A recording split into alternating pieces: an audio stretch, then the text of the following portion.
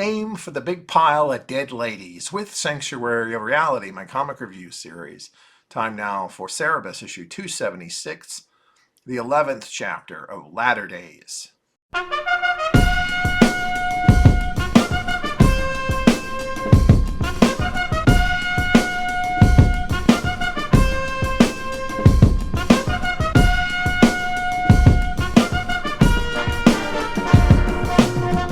Cerebus continues his arts and crafts project in secret. And when the three wise fellows return with Gerald, they tell Cerebus of Todd McSpawn's most recent victory against the Cyranists. Cerebus informs them that he has summoned for the king of all demons, who will smite Todd if he fails in his attempt to put an end to the Cyranists. Once they head back to Todd to tell him of this, Cerebus resumes building his grand facade. The foursome return the next day with news of more victories, but again leave in fear when Cerebus provides more evidence of the presence of the king of all demons being inside the farmhouse with him. That night, Cerebus puts on the finishing touches and departs by morning in an elaborate costume of the king of all demons, known as Spore. Spore arrives before the assembled masses of Cerebites and demands they vote Cerebus as their one true leader. Todd McSpawn informs them that they already have, but there's a greater problem. Right before they were able to finish off the remaining Cyranists, the Cyranists took off all their uniforms and have now blended in with the regular womenfolk. To make things worse, the Cerebites are unable to do much of anything now that their wives have given them their babies to take care of in the meantime. Spore picks up Todd's beautiful widow baby, Magenta, and hurls her into the air before demanding the rest of the men also get rid of their brood. Will the men do as the king of all demons requested? Spore is a parody of Spawn, Tom McFarlane's Image Comics character, who had a movie in the 90s and is having a movie again any day now.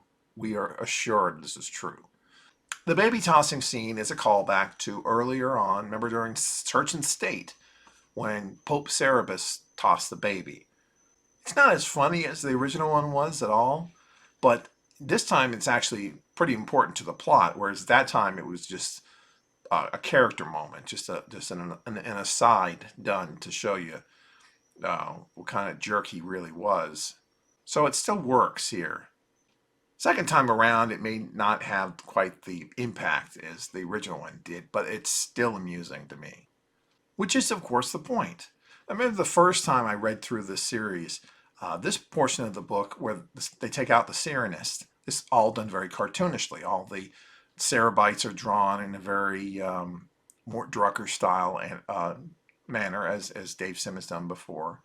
And me, I wanted more along the lines of the kind of fights we had during Mothers and Daughters, Cerebus versus the Cyranists, the bloody battles that happened. But this time around, I realized we've done that before. We should do something different, and we are doing something different. These ones, these cartoonishly done battles, so to speak, most of the battles take place off panel. In fact, the vast majority of them do. Well, they wouldn't fit in this particular book in everything we've established so far. It would have been tonally way off base. Cerebus at its core is a funny book. It is a funny animal book. It puts emphasis on the funny.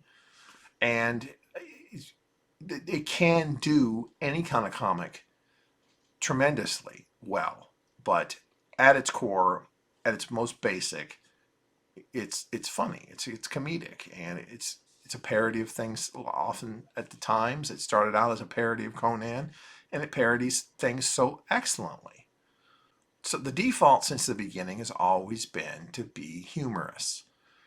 When the book leans into that side of itself, the jokes may not all land perfectly with equal weight, but they never feel like they don't belong. And as I said before, and I'll mention again later, Cerebus is actually telling all of this to somebody else. So how much of this is Cerebus trying to lighten the mood? How much of this is how it actually went? Um, we may never know, truthfully. For all we know, the battles were vicious and were bloody, but we get the earlier, funnier version of it. Next time, with this cast and this bag and this crutch.